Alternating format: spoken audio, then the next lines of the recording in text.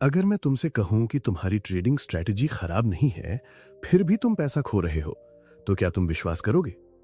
और अगर मैं कहूं कि ज्यादातर ट्रेडर किसी स्ट्रैटेजी को फेल होने से पहले ही छोड़ देते हैं, तो शायद ये बात सुनकर तुम्हें अजीब लगे, लेकिन सच यही है। कल्पना करो कि तुमने एक एंट्री रूल बनाया। पहला ट्रेड लॉस, दूसरा ट्रेड भी लॉस, तीसरा ट्रेड भी काम नहीं किया। अब तुम्हारे दिमाग में क्या चलेगा? शायद यही कि ये स्ट्रैटेजी बेकार है, मुझे कुछ नया ढूंढना चाहिए। लेकिन यहीं पर एक ऐसा सवाल खड़ा होता है जो बहुत कम ट्रेडर खुद से पूछते हैं। क्या 3, 5 या 10 ट्रेड्स किसी एंट्री रूल को जज करने के लिए काफी हैं? क्या सच में तुम्हारी स्ट्रैटेजी खराब है, या तुमने उसे खुद को साबित करने का मौका ही नहीं दिया?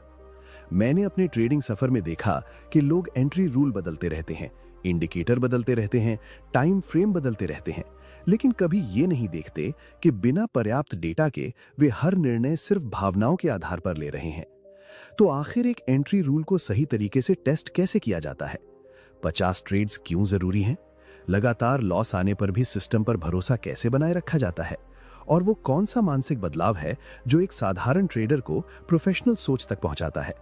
आज मैं तुम्हें यही समझाने वाला हूं, क्योंकि हो सकता है कि तुम्हारी अगली बड़ी सफलता किसी नई स्ट्रैटेजी में नहीं, बल्कि उसी एंट्री रूल को 50 ट्रेड्स तक ईमानदारी से टेस्ट करने में छिपी हो। मैं तुम्हें एक ऐसी बात बताना चाहता हूं जिसे समझने के बाद ट्रेडिंग को देखने का तुम्हारा पूरा नजरिया बदल सकता है।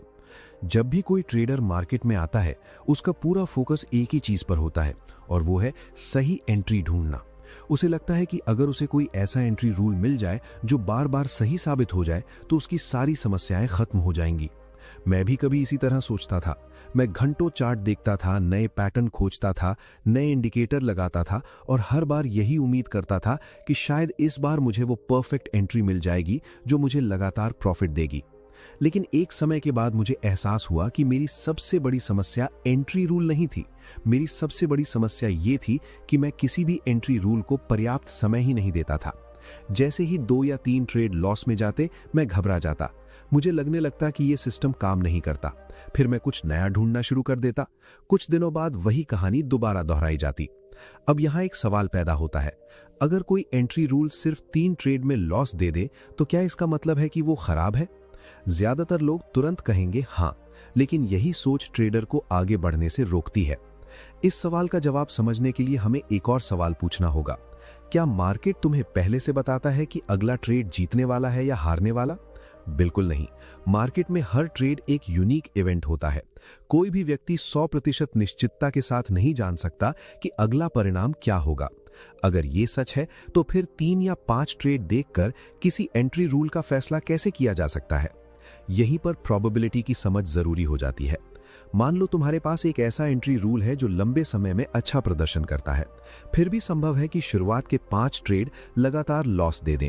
यह भी संभव है कि अगले 5 ट्रेड लगातार विनर निकल जाएं।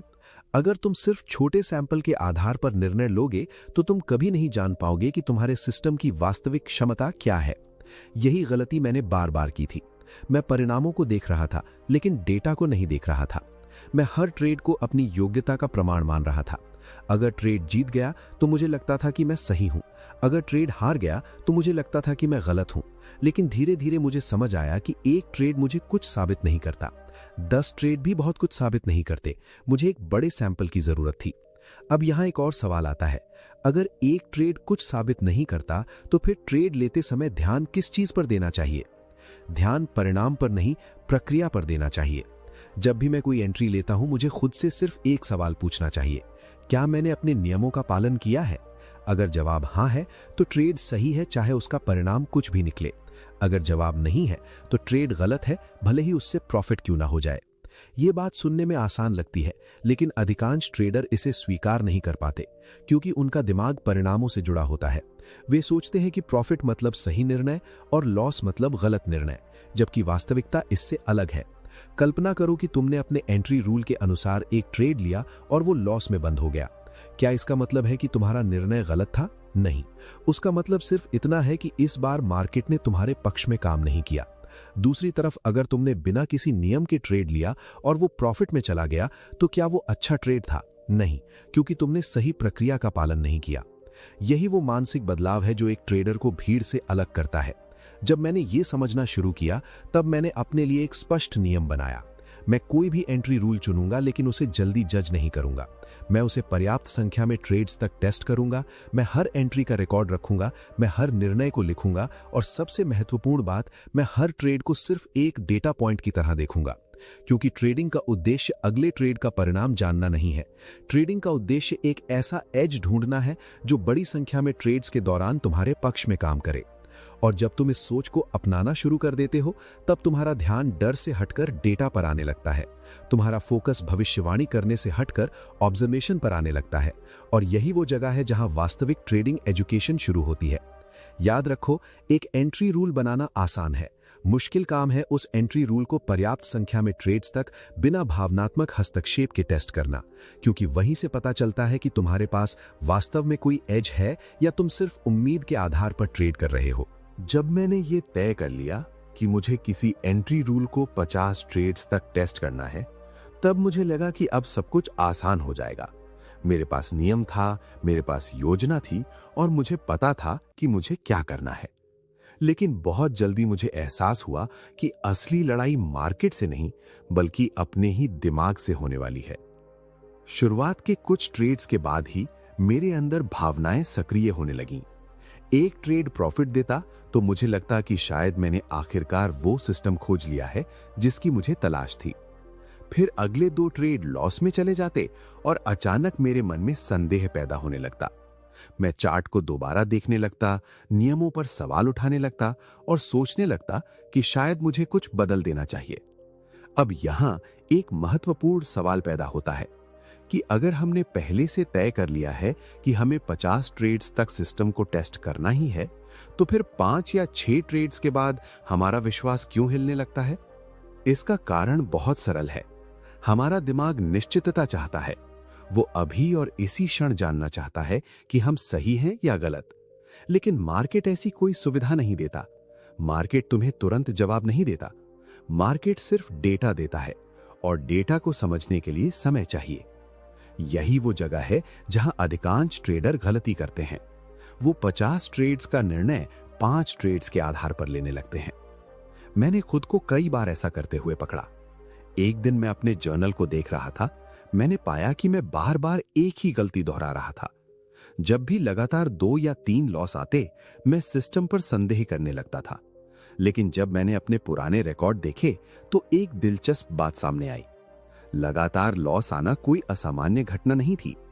हर सिस्टम में ऐसा होता है। अब सवाल यह है कि अगर लगातार लॉस आना सामान्य है तो फिर ट्रेडर उनसे इतना डरता क्यों है? क्योंकि अधिकांश लोग हर ट्रेड को अपने बारे में एक फैसला मान लेते हैं। उन्हें लगता है कि लॉस का मतलब है कि वो अयोग्य हैं, जबकि वास्तविकता यह है कि लॉस सिर्फ एक परिणाम है। वो तुम्हारी पहचान नहीं है। वो सिर्फ उस विशेष ट्रेड का आउटपुट है। जब मैंने ये समझा तब मैंने अपने सोचने का तरीका बदलना शुरू किया। मैंने खुद से कहा, मेरा काम अगले ट्रेड को जीतना नहीं है, मेरा काम अपने नियमों का पालन करना है। यह सुनने में साधारण लगता है, लेकिन इसका प्रभाव बहुत गहरा है। मान लो तुमने अपने एंट्री रूल के अनुसार एक ट्रेड लिया और वो स्टॉप लॉस पर बंद हो गया। अब तुम्हारे सामने 2 रास्ते हैं। पहला रास्ता यह है कि तुम भावनात्मक प्रतिक्रिया दो, सिस्टम पर शक करो और नियम बदल दो। दूसरा रास्ता यह है कि तुम उस ट्रेड को रिकॉर्ड करो और अगले अवसर का इंतजार करो। इन दोनों में से कौन सा रास्ता तुम्हें सही डेटा देगा? स्पष्ट रूप से दूसरा रास्ता, क्योंकि अगर तुम बीच में नियम बदल दोगे तो तुम्हें कभी पता नहीं चलेगा कि मूल सिस्टम वास्तव में कैसा प्रदर्शन करता। यहीं से ट्रेडिंग जर्नल की भूमिका शुरू होती है। मैं हर ट्रेड को लिखने लगा। एंट्री क्यों ली, स्टॉप लॉस कहां था, टारगेट क्या था और ट्रेड के दौरान मैं कैसा महसूस कर रहा था। शुरू में मुझे लगा कि यह सिर्फ अतिरिक्त काम है, लेकिन कुछ समय बाद मुझे समझ आया कि जर्नल सिर्फ ट्रेड्स का रिकॉर्ड नहीं है, बल्कि ये मेरे व्यवहार का आईना है। कई बार मैंने देखा कि समस्या सिस्टम में नहीं थी, समस्या मेरे अंदर थी। कभी मैं जल्दी एंट्री ले लेता था, कभी डर के कारण सही सेटअप छोड़ देता था, कभी प्रॉफिट जल्दी बुक कर लेता था क्योंकि मुझे डर होता था कि कहीं मार्केट वापस न मुड़ जाए। अगर मैं सिर्फ चार्ट देखता तो शायद ये बातें मुझे कभी दिखाई नहीं देती, लेकिन जर्नल ने मुझे सच्चाई दिखा दी। अब एक और सवाल आता है, अगर हमें पता चल जाए कि हम भावनात्मक निर्णय ले रहे हैं तो उसे सुधारा कैसे जाए? उसका समाधान है जागरूकता और दोहराव। हर बार जब तुम अपनी गलती को पहचानते हो और उसे लिखते हो, तुम्हारा दिमाग उसे नोटिस करना शुरू कर देता है। धीरे धीरे वही गलती कम होने लगती है। यही कारण है कि प्रोफेशनल ट्रेडर रिकॉर्ड रखते हैं। वे अपनी याददाश्त पर भरोसा नहीं करते, वे डेटा पर भरोसा करते हैं। धीरे धीरे मेरे अंदर एक बड़ा बदलाव आने लगा। पहले मैं हर ट्रेड के परिणाम का इंतजार करता था। अब मैं अपने जर्नल में अगला डेटा पॉइंट जोड़ने का इंतजार करने लगा। पहले मेरा ध्यान प्रॉफिट और लॉस पर था, अब मेरा ध्यान प्रक्रिया पर था। और यही वो बदलाव था जिसने मुझे समझाया कि 50 ट्रेड्स का टेस्ट सिर्फ सिस्टम को नहीं परखता, वो ट्रेडर को भी परखता है। क्योंकि इस दौरान ये सामने आ जाता है कि क्या तुम वास्तव में अपने नियमों का पालन कर सकते हो, क्या तुम लगातार लॉस के बावजूद शांत रह सकते हो, और क्या तुम बिना जल्दबाजी किए पर्याप्त डेटा इकट्ठा कर सकते हो। जब तक इन सवालों के जवाब नहीं मिलते, तब तक किसी भी एंट्री रूल की वास्तविक क्षमता सामने नहीं आती। और जब ये जवाब मिलने लगते हैं, तभी एक ट्रेडर धीरे धीरे भावनात्मक निर्णयों से निकलकर प्रोफेशनल सोच की तरफ बढ़ना शुरू करता है। जब कोई ट्रेडर किसी एंट्री रूल को 50 ट्रेड्स तक टेस्ट करने का निर्णय लेता है, तब उसे लगता है कि सबसे बड़ी चुनौती सही सेटअप ढूंढना होगी। लेकिन मेरे एक्सपीरियंस में सबसे बड़ी चुनौती सेटअप ढूंढना नहीं है। सबसे बड़ी चुनौती है अपने ही नियमों के प्रति ईमानदार बने रहना। शुरुआत में मुझे भी लगता था कि अगर मेरे पास एक अच्छा एंट्री रूल है तो बाकी सब अपने आप हो जाएगा। लेकिन जैसे जैसे मैं आगे बढ़ा, मुझे एहसास हुआ कि नियम बनाना आसान है, नियमों का पालन करना कठिन है। मान लो तुम्हारे एंट्री रूल के अनुसार पूरे दिन में सिर्फ एक अच्छा सेटअप बनता है, लेकिन तुम सुबह से स्क्रीन के सामने बैठे हो, तुम लगातार कैंडल्स को ऊपर नीचे होते देख रहे हो, तुम मार्केट में मूवमेंट देख रहे हो। ऐसे में तुम्हारे दिमाग में क्या होगा? तुम्हारा दिमाग कहेगा कि कुछ करो। यही समस्या शुरू होती है। मार्केट में हर समय अवसर नहीं होते, लेकिन हमारा दिमाग हर समय एक्शन चाहता है। और जब दिमाग एक्शन चाहता है, तब वो उन चीजों को भी अवसर मानने लगता है जो वास्तव में अवसर नहीं होती। मैंने अपने शुरुआती दिनों में यही गलती बार बार की थी। मेरा एंट्री रूल कुछ और कहता था, लेकिन मेरी भावनाएं कुछ और कहती थीं। कई बार मैं चार्ट को देखकर सोचता था कि ये ट्रेड शायद चल सकता है। ध्यान देना, मैं शायद शब्द का उपयोग कर रहा हूं। और ट्रेडिंग में बहुत सारी गलतियां इसी शायद से शुरू होती हैं। अब यहां एक महत्वपूर्ण सवाल पैदा होता है। अगर हमें लगता है कि कोई ट्रेड अच्छा लग रहा है, तो क्या हमें उसे ले लेना चाहिए? इसका जवाब है नहीं, अगर वो तुम्हारे नियमों के अनुसार नहीं है। क्यों? क्योंकि जब तुम अपने नियमों के बाहर जाकर ट्रेड लेते हो, तब तुम अपने टेस्ट को खराब कर देते हो। याद रखो, इस समय तुम्हारा लक्ष्य पैसा कमाना नहीं है, तुम्हारा लक्ष्य डेटा इकट्ठा करना है। अगर तुम्हारे 50 ट्रेड्स में से 20 ट्रेड ऐसे हैं जो नियमों के अनुसार ही नहीं थे, तो फिर तुम्हारा डेटा बेकार हो जाएगा। और जब डेटा ही गलत होगा, तो तुम्हारे निष्कर्ष भी गलत होंगे। यही कारण है कि मैंने खुद से एक बहुत कठोर नियम बनाया। अगर एंट्री रूल पूरा नहीं हुआ तो कोई ट्रेड नहीं। शुरुआत में यह बहुत मुश्किल था। कई बार ऐसा होता था कि मैं किसी ट्रेड को छोड़ देता था और बाद में वो शानदार प्रॉफिट दे देता था। तब मेरे अंदर निराशा आती थी। मुझे लगता था कि मैंने एक बड़ा अवसर खो दिया। लेकिन फिर मैं खुद से एक सवाल पूछता था, क्या मेरा काम हर अवसर को पकड़ना है? नहीं, मेरा काम सिर्फ उन अवसरों को लेना है जो मेरे सिस्टम के अनुसार है। यही सोच मुझे भावनात्मक निर्णयों से बचाने लगी। बहुत से ट्रेडर एक और गलती करते हैं। वे किसी ट्रेड को छोड़ देते हैं और जब वो उनके अनुमान के अनुसार चल जाता है, तब वो खुद को गलत साबित करने लगते हैं। वे सोचते हैं कि मुझे अपनी फीलिंग पर भरोसा करना चाहिए था। लेकिन ये सोच खतरनाक है, क्योंकि एक सही निकला हुआ अनुमान कोई सिस्टम नहीं होता। सवाल ये नहीं है कि एक ट्रेड क्या कर गया, सवाल ये है कि क्या वही निर्णय 100 ट्रेड्स के बाद भी लगातार अच्छा परिणाम देगा। अगर उसका जवाब नहीं है, तो वो निर्णय प्रोफेशनल निर्णय नहीं है। धीरे धीरे मैंने ये समझना शुरू किया कि डिसिप्लिन का मतलब सिर्फ नियमों का पालन करना नहीं है। डिसिप्लिन का मतलब है उन ट्रेड्स को भी छोड़ देना जो आकर्षक दिखते हैं, लेकिन तुम्हारी योजना का हिस्सा नहीं है। अब एक और सवाल आता है, अगर पूरे दिन कोई सेटअप ही ना बने तो क्या करना चाहिए? ज्यादातर ट्रेडर इस स्थिति में मजबूरी में ट्रेड लेते हैं। उन्हें लगता है कि खाली दिन बर्बाद दिन है, लेकिन वास्तविकता इसके बिल्कुल विपरीत है। अगर तुम्हारा एंट्री रूल पूरा नहीं हुआ और तुमने कोई ट्रेड नहीं लिया, तो वो एक सफल दिन है। हाँ, तुमने सही सुना, क्योंकि तुमने अपने नियमों का सम्मान किया। मैंने अपने जर्नल में ऐसे कई दिन दर्ज किए जहां मैंने कोई ट्रेड नहीं लिया। पहले मुझे लगता था कि मैं कुछ मिस कर रहा हूं, लेकिन बाद में मैंने देखा कि जिन दिनों मैंने जबरदस्ती ट्रेड नहीं लिए, उन्हीं दिनों मैंने अपने अकाउंट को अनावश्यक लॉस से बचाया। यहीं से मुझे एक गहरी बात समझ आई। ट्रेडिंग में सफलता सिर्फ अच्छे ट्रेड लेने से नहीं आती, सफलता खराब ट्रेड से बचने से भी आती है। जब तुम 50 ट्रेड्स का टेस्ट कर रहे होते हो तब हर निर्णय महत्वपूर्ण होता है। सिर्फ लिए गए ट्रेड ही नहीं, छोड़े गए ट्रेड भी महत्वपूर्ण होते हैं, क्योंकि हर बार जब तुम अपने नियमों के बाहर जाने से खुद को रोकते हो तब तुम अपने माइंडसेट को मजबूत कर रहे होते हो। तुम अपने दिमाग को यह सिखा रहे होते हो कि भावनाओं से नहीं, प्रक्रिया से निर्णय लेना है। और धीरे धीरे एक बदलाव होने लगता है। पहले तुम मार्केट में अवसर खोजते थे, अब तुम सिर्फ अपने सेटअप खोजते हो। पहले तुम हर मूवमेंट पर प्रतिक्रिया देते थे, अब तुम धैर्य के साथ इंतजार करते हो। पहले तुम्हारा ध्यान इस बात पर होता था कि पैसा कैसे कमाया जाए, अब तुम्हारा ध्यान इस बात पर होता है कि प्रक्रिया को सही तरीके से कैसे दोहराया जाए।